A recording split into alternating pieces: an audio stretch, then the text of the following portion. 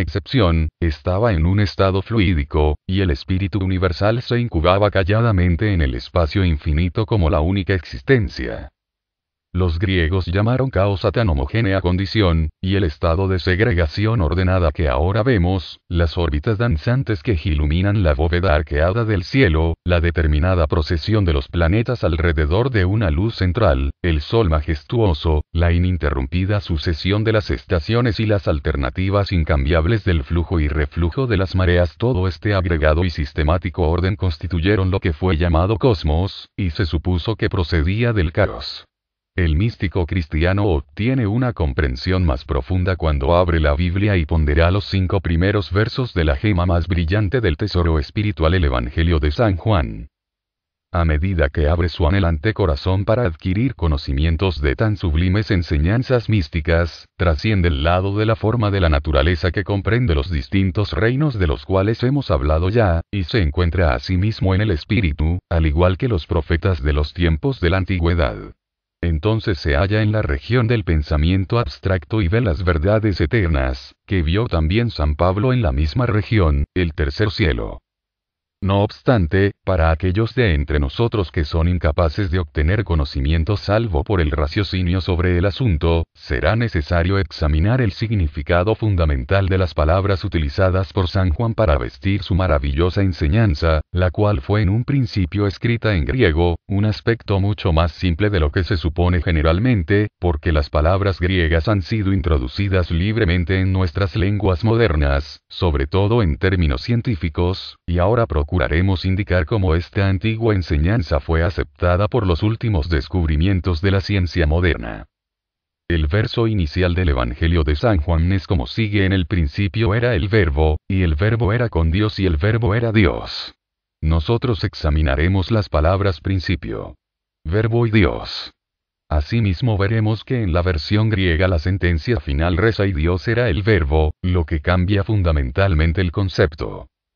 Es una verdad axiomática que de nada, no se hace nada, y se ha criticado muchas veces por los escarnecedores de la religión que la Biblia nos habla de la generación de la nada.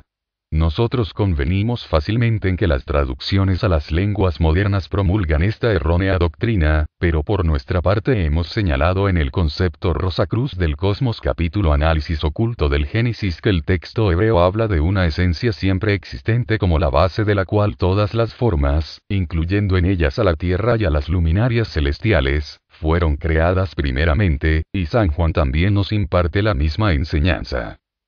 La palabra griega arché de la sentencia inicial del Evangelio de San Juan ha sido traducida como el principio, y aunque cumpla decir que tiene ese significado, caben asimismo otras interpretaciones de la idea que San Juan quiso emitir. Significa también una condición elemental, un origen principal, un primer principio, una materia primordial. Hubo un tiempo en el cual la ciencia insistió en que los elementos eran inmutables. Esto es que un átomo de hierro había sido un átomo de hierro desde que la Tierra fue formada y que permanecerá siéndolo hasta el fin del tiempo. Los alquimistas fueron escarnecidos como soñadores fantásticos o chiflados, pero desde que el profesor J. Thomson descubrió el electrón, la teoría atómica de la materia no es sostenible por más tiempo. El principio de la radiactividad ha reivindicado últimamente a los alquimistas. La ciencia y la Biblia convienen en el principio de que todo lo que es, ha sido formado de una substancia homogénea. Esta substancia homogénea es el principio básico al que San Pablo llamó arché materia primordial y el diccionario define a la arqueología diciendo es la ciencia del origen arché de las cosas. Constructores al estilo de Dios, el gran arquitecto, pues la palabra griega tecton significa constructor, y Dios es el constructor principal, es decir, tecton de arché, o sea la primordial materia virginal, que es también el origen principal de todas las cosas. De este modo advertimos que cuando se traduce correctamente la sentencia inicial del Evangelio de San Juan, nuestra religión cristiana enseña que, en un tiempo, una substancia virginal envolvía al pensador divino Dios. Esta es una condición idéntica a la que los primitivos griegos llamaron caos. Una rápida reflexión evidenciará que no somos nada arbitrarios al señalar las faltas que se cometieron en la traducción de la Biblia, porque es por demás claro que una palabra no puede ser el principio, puesto que la palabra debe ser precedida de un pensamiento, y un ser pensador debe concebir el pensamiento antes que pueda expresarlo por la palabra. Cuando se traduce correctamente la enseñanza que San Juan quiso impartir respecto de aquella idea, vemos que la abarca totalmente, pues el término griego logos significa ambas cosas: el pensamiento razonable que nosotros llamamos también lógica y la palabra que expresa este pensamiento lógico.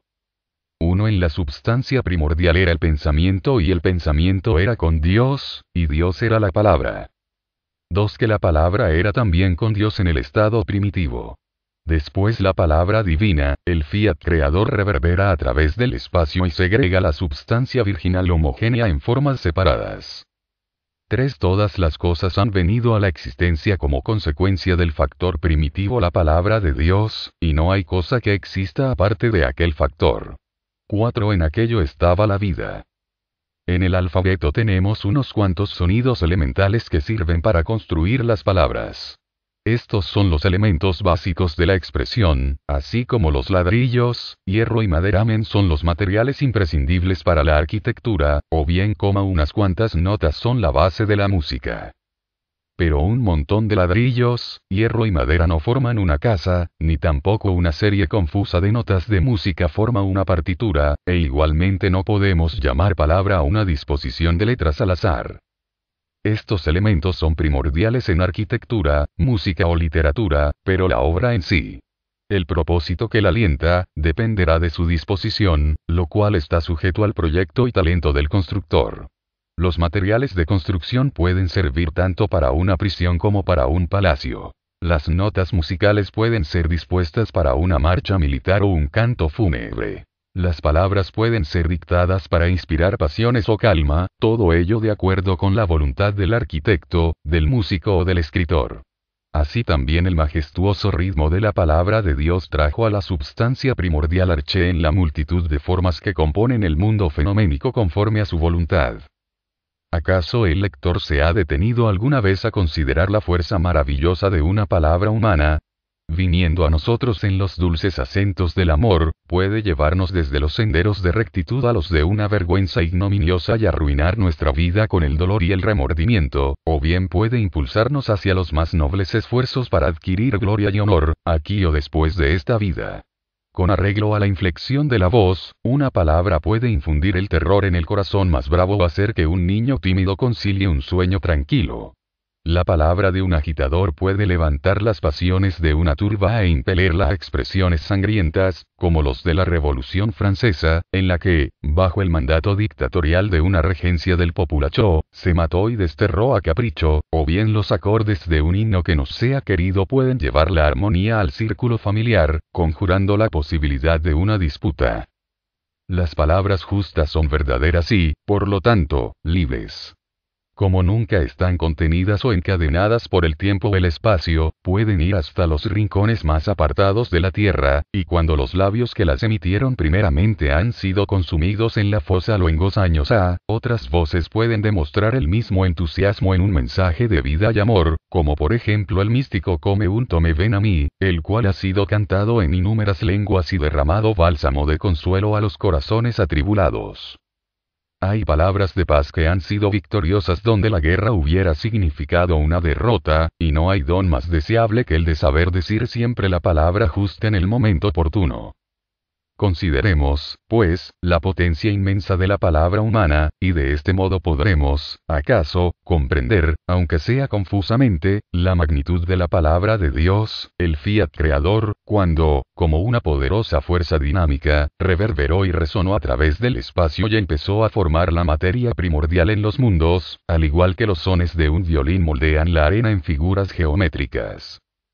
Además, la palabra de Dios resuena aún para sustentar las órbitas circulantes e impelerlas en el círculo de su sendero. La palabra creadora continúa produciendo formas de eficacia gradualmente creciente expresando vida y conciencia. La enunciación armoniosa de las consecutivas sílabas en la divina palabra creadora marca estados sucesivos en la evolución del mundo y del hombre. Cuando se haya emitido la última sílaba y la palabra completa haya sonado, habremos alcanzado la perfección como seres humanos.